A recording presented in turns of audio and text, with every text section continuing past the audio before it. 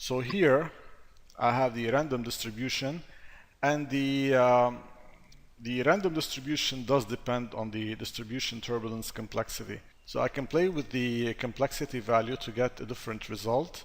If I reduce it, I get a smoother randomness. If I do increase it, I get a more detailed randomness. Also, I can play with the turbulence scale. If I do increase it, I will get a large turbulence scale. So let's give this a render, see what we get. So that's with a large turbulence scale. We get a very nice distribution pattern. And here, what I'm going to do is select these grass objects, and I'm going to go to grass, and I'm going to reduce the bend value so that they don't bend too much.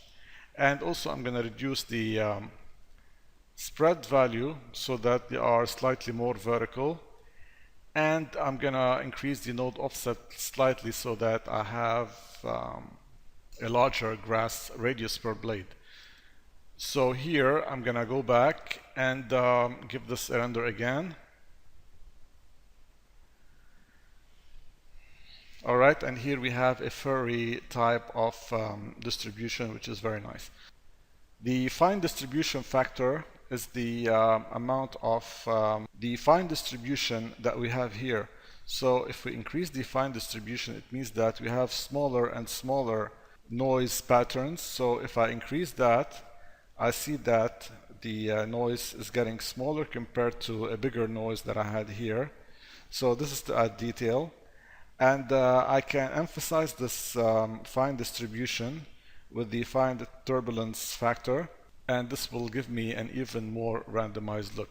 So in case I did not want to get a visible pattern, I would have to increase the fine turbulence distribution and the fine turbulence factor to get something like this. So here I have a blend between the different grass colors with no visible pattern. Let's reset these to the defaults. And let's move down to the linear distribution. So whenever I set the distribution to linear, I'm going to get this result where the different clone objects are linearly distributed over the surface. To see this slightly better, I'm going to select my landscape and set the height size to 0. Of course, I don't have to render every time because I already see the result in the viewport, but I'm rendering to see the multiplied count. Okay, so for the linear distribution, I can change the linear direction. So if I change that, you see that the linear pattern is being rotated. So if I want to make it perpendicular, I just set the angle to 90 degrees. And if I want to make it oblique, I set the angle to 45 degrees. And that would be the result that I get. The second thing I can change is the tiling. So if I increase the tiling, I'm going to have more of these tiles over and over. They repeat quite nicely, especially if you have a higher grass count like here. Let's reset this. The next thing I want to do is play with the turbulization, and here the turbulence distribution will be taken into account. This is for the large turbulization. So if I go like this, that's going to be my large turbulization. I see that I have a lot of blending, and this has to do with the turbulence scale.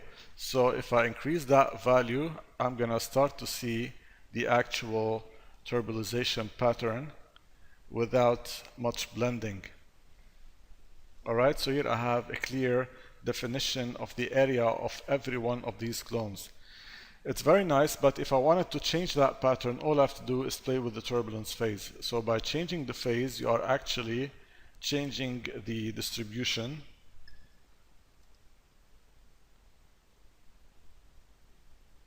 And of course, this can be animated. And by the way, if you wanted, say, to place the red instead of the purple, all you have to do is swap the two colors. So I will take the red and place it here, and the purple and place it down. update the distribution, and the red is now taking the place of the purple. With the rendering, if we compare the two, we see that the red and the purple are now swapped. So the turbulence distribution is the large turbulence, and the fine turbulence is adding detail to this. So below that you have fine turbulence distribution. If I increase that, then I'm going to have interpenetration between the colors. So before I had very clear borders, but now the borders are getting penetrated by the neighboring clones because of this value, which is the fine distribution. Now I can reduce its factor, so make it less strong. So here, if we grab this image from before and compare the two, so this one has fine distribution while that one does not have. So I can play with the fine turbulence factor until I get the result that I want.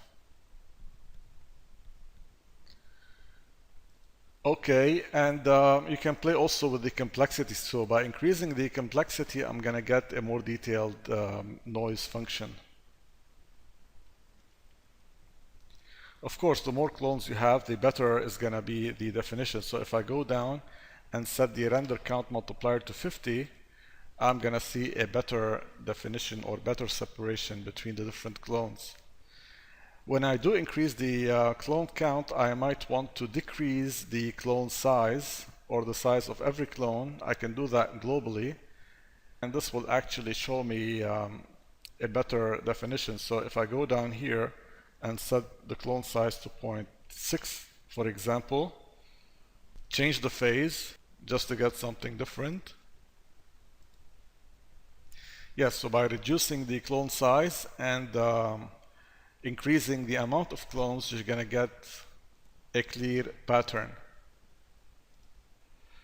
Okay, so this is for the linear distribution. At any time you can increase the tiles.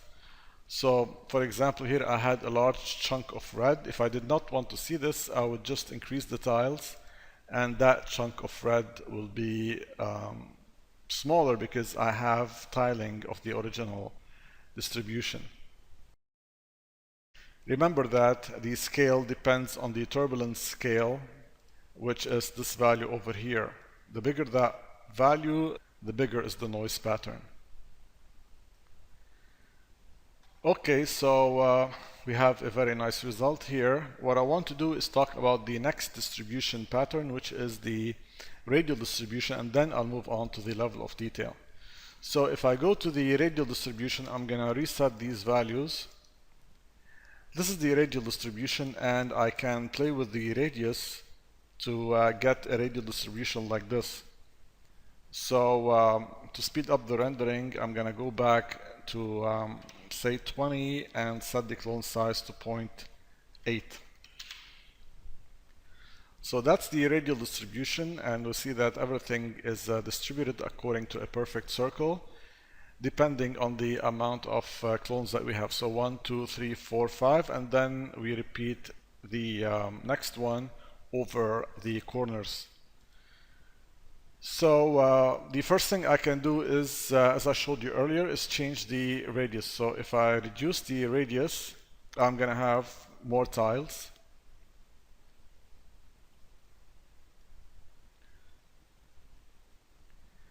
And of course, I can turbulence this. So if I go to my turbulization, I can go like this, increase the scale, and I will have a beautiful circular but turbulized distribution. Remember that to have blending between them, you have to increase the fine distribution from here, and then you will have the fine overlap. So that's very nice as well. So we're done with the distribution patterns. We're still left with the level of detail, but I'll discuss this in the next video.